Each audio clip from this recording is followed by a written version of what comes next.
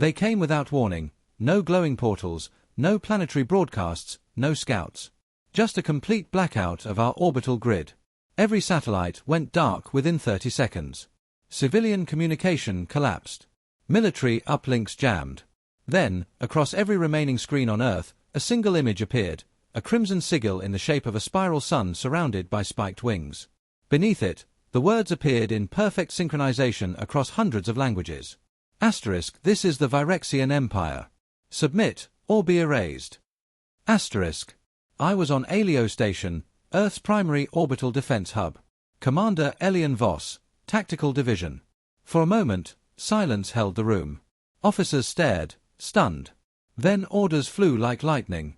Earth's governments were already linked through the UN Defense Corps, but it had never been activated at full capacity. Until now.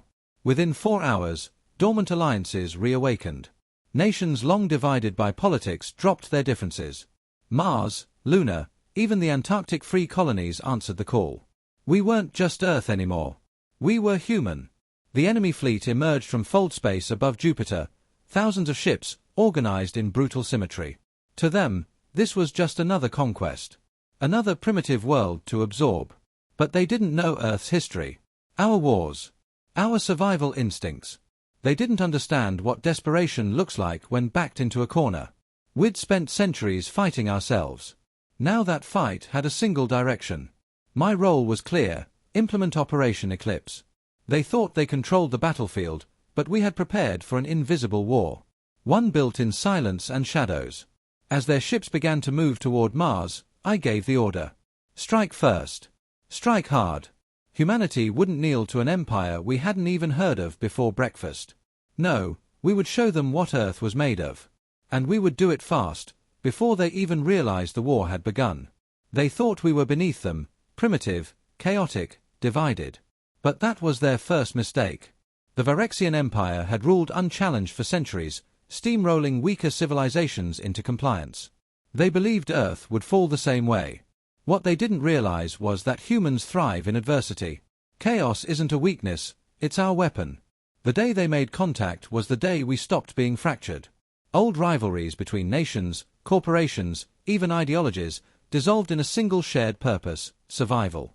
Earth's best minds gathered in secure bunkers beneath the Rockies, the Himalayas, the dark side of the moon. Military strategists, technologists, AI architects, and enhanced tacticians all working together under one command. Mine. I was born in a world at war. I'd been raised by systems designed to produce the perfect battlefield mind, part human, part machine. A living strategy engine. And now, the burden of Earth's retaliation rested on me. We didn't have the numbers. Their fleet outgunned us 20-1. But we had something better. Technology born from desperation. Black site weapons projects so secret even our own leaders hadn't been fully briefed.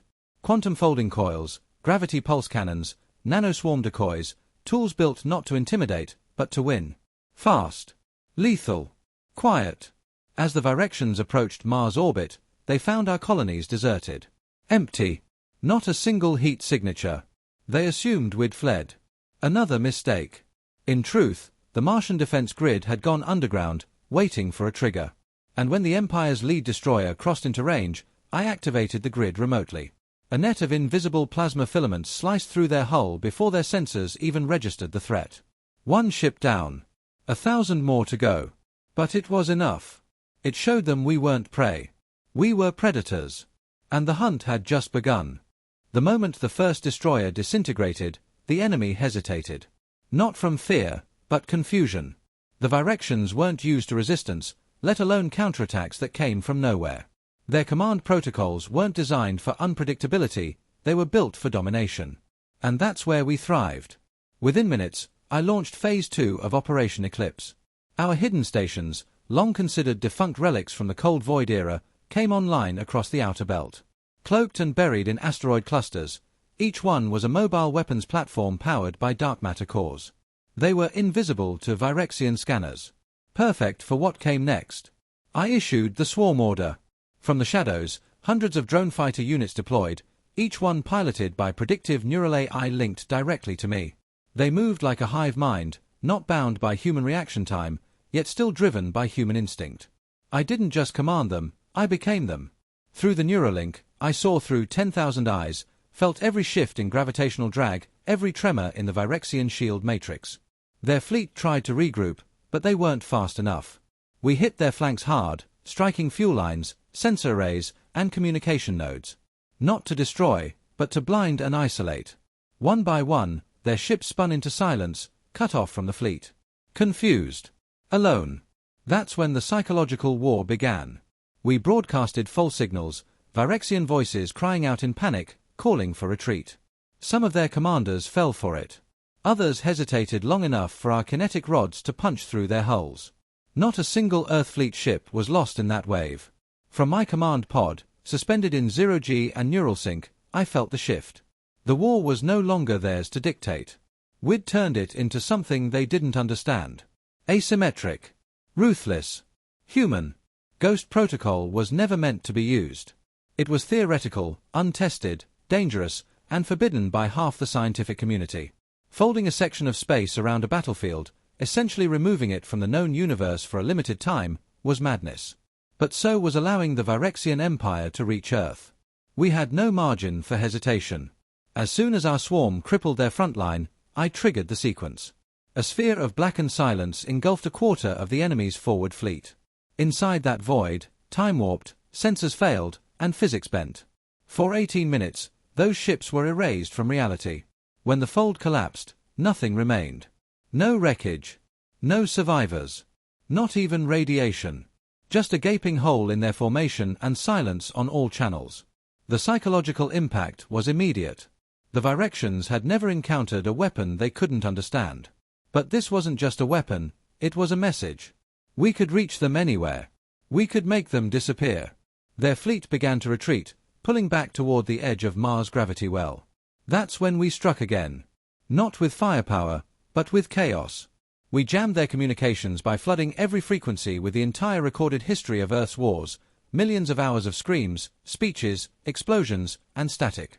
Their systems couldn't process it. Some of their ships even shut down completely, unable to distinguish signals from threats. In their panic, they opened fire on their own scout units, mistaking them for infiltrators. They imploded faster than we could have hoped. The mighty Virexian Empire was unraveling in real time, not from brute force, but from confusion and fear. I stood alone in the darkened command bay, pulse steady, voice calm. We weren't just defending Earth anymore. We were redefining war. And the galaxy was watching. The Virexians, reeling from their losses and humiliation, lashed out in desperation. Their pride, cracked by our silence and precision, finally shattered. They launched a planet cracker, an ancient relic of mass destruction, designed to tear a world's crust apart and trigger global extinction. A final threat. A last warning. It was aimed straight at Earth. A kilometer-long harbinger of annihilation, moving faster than anything we could intercept by conventional means. But we weren't conventional anymore. Earth's Dyson Shard Array, our last secret, activated from the lunar surface. It had been under construction for decades, cloaked from orbit by artificial shadows and misdirection. A linked network of solar-absorbing satellites, each one capable of redirecting high-energy beams with absolute precision. It wasn't just a defense system. It was a scalpel with the power of a star. I rerouted the targeting matrix myself. No AI. No algorithms. Just me and the ghost of Earth survival riding through a lattice of ancient light. The array struck the planet cracker mid-trajectory, not to destroy it, but to redirect it. One clean burn, 2 degrees off course. It was enough. The weapon veered off its path and curved toward the Virexian staging moon near Jupiter, a temporary base of operations, loaded with fuel, munitions, and their elite command crew. It hit dead center. The explosion could be seen from the Martian colonies. The ripple it sent through their fleet was even louder. Orders ceased. Signals died. Their hierarchy, their chain of command, was ash. In the chaos, they made one last transmission. Not a threat this time. A demand, *stand down and negotiate. *, I answered personally, my voice clear across every Virexian ship still listening. *, we do not negotiate with invaders. You started this war. We're just finishing it. *. Then I gave the final order, erase the Virexian Senate. Victory wasn't a cheer. It was a silence. A heavy, stretching quiet across every Earthfleet channel as the last Virexian transmission cut out. One moment their senate was shouting threats, the next, gone. Ghost Protocol folded them out of existence, the same way we had erased their forward fleet. No explosion. No remains. Just a gap in space where once their empire's voice had been. It wasn't revenge. It was a statement. Earth was not to be ruled. Not now, not ever. After that, the war was over in everything but name. The Virexian fleet fractured. Some ships drifted in surrender. Others fled, their warp drives barely functioning. A few fought on blindly, driven by fury and confusion. We disabled them, captured what we could, and let the rest run. We didn't need to chase them. Their empire had collapsed at its core. Then came the aftermath. Diplomatic channels flared to life across the stars. Species that had ignored us for centuries suddenly wanted alliances, partnerships, treaties. Some sent gifts, others sent spies. A few sent apologies. Earth was no longer a curiosity, it was a galactic superpower. Not because we had the biggest guns, but because we'd dared to strike first, and we'd done it with elegance, brutality, and control. Command offered me promotion, fleet admiral, chief strategist, even planetary governor if I wanted it. I turned it all down. I wasn't built for peacetime politics. My job was done. I watched from orbit as Earth changed. Borders faded. The last of the old flags were lowered. Humanity became one voice, finally forged in fire from the outside. And I realized something, we hadn't just won a war. We'd changed how the galaxy saw conflict. No longer about numbers or tech, but about resolve. About what makes us human. Relentless. Unbreakable. Free. Years later, I returned to Earth. Not as a commander, not as a hero, just as a man trying to remember what peace looked like. The world I came back to wasn't the one I left. Skies shimmered with orbital traffic. Cities hovered in layers, threaded with silent magrail lines and humming solar towers. AI symphonies played in open air, choreographed with kinetic sculptures that danced on impossible physics. It was beautiful. Too beautiful to feel real. Children ran through gravity parks. Teenagers piloted learning drones through floating obstacle courses. No one looked up in fear anymore. Earth had stopped looking inward. We had turned our gaze outward, toward the stars. But I couldn't forget what we had to do to earn this. The decisions. The silence. The ghosts. I walked alone to the Earthfleet Memorial, a ring of obsidian spires standing in what used to be Geneva. Each spire bore the name of someone who never came home. My name was there too, listed among the discontinued operatives. A quiet way of saying I had become something the world didn't need anymore. And maybe that was true. I stood there a long time, listening to the wind carry the distant echoes of a world reborn. And I realized something I had never truly understood during the war. We didn't win because we were smarter, or faster, or even stronger. We won because no empire, no matter how vast, can prepare for what it means to be human. To be driven by love, rage, hope, and fear, all at once. To be impossible to predict. To be willing to lose everything, and still fight. The Virexians never stood a chance. Because the moment they declared war, they stopped seeing us as people. And that was the last mistake they ever made.